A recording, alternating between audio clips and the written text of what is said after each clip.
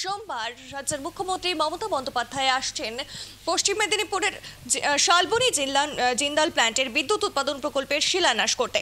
জানাবো, ইতিমধ্যেই মুখ্যমন্ত্রীর উপস্থিতিকে কেন্দ্র করে সজো সজো রব জিন্দাল প্ল্যান্টের শিলান্যাস অনুষ্ঠানের পুজোর জন্য মণ্ডপ তৈরি থেকে শুরু করে মুখ্যমন্ত্রীর মঞ্চ তৈরির কাজ সব চলছে জোর কদমে।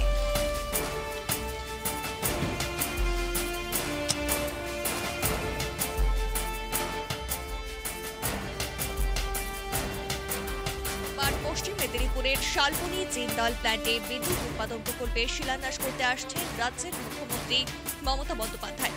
ইতিমধ্যেই মুখ্যমন্ত্রীর উপস্থিতিকে কেন্দ্র করে সাজো সাজো রব জিন্দাল প্ল্যান্টে শিলান্যাস অনুষ্ঠানের পুজোর মণ্ডপ অর্থাৎ পুজোর জন্য মণ্ডপ তৈরি থেকে শুরু করে মুখ্যমন্ত্রীর মঞ্চ তৈরির কাজ চলছে জোর কদমে।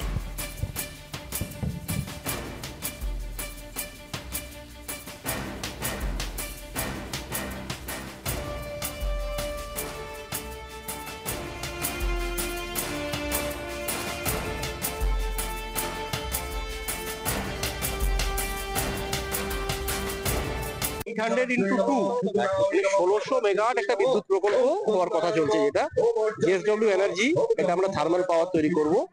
এখানে প্রায় 2000 একর ল্যান্ডের উপরে এই প্রজেক্টটা হবে। আর এই প্রজেক্টটা সাকসেসফুলি রান করে তো 5000 5500 মতো লোক এখানে কাজ করবে। তো আমরা চেষ্টা করব যতটা পারা যায় আমাদের লোকাল লোক এবং যারা আমাদের সাথে আছেন অনেকদিন ধরে তারাই এখানে কাজ করতে পারবেন বেশিরভাগ এটাই। পাওয়ার প্ল্যান্ট হলে আমি কি বলছি, আমার ব্যক্তিগত সুবিধা নয়, এলাকার সাথে কিছু সুবিধা হবে, কিছু অসুবিধা হবে। কিছু অসুবিধা পারিবারিক পরিবেশের কিছু ক্ষতি হবে, এটা মানতেই হবে না। এটা শিল্প হলে পরিবেশের কিছু ক্ষতি হবে।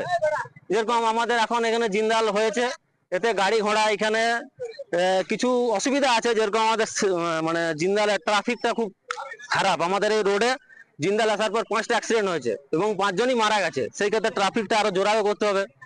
ঠিক আছে, এখানে আমাদের লোকাল ক্ষেত্রে যে আমাদের এটা আছে রেল গেটটা অনেকক্ষণ দাঁড়িয়ে থাকতে হয়, কারণ এখানে সামনেই মাঠ, আমাদের কৃষিকাজের জন্য লোকজন যায়, তাও আন্ডারগ্রাউন্ড করার জন্য। এরকম কিছু কিছু অসুবিধা আছে, কিছু সুবিধা হয়েছে।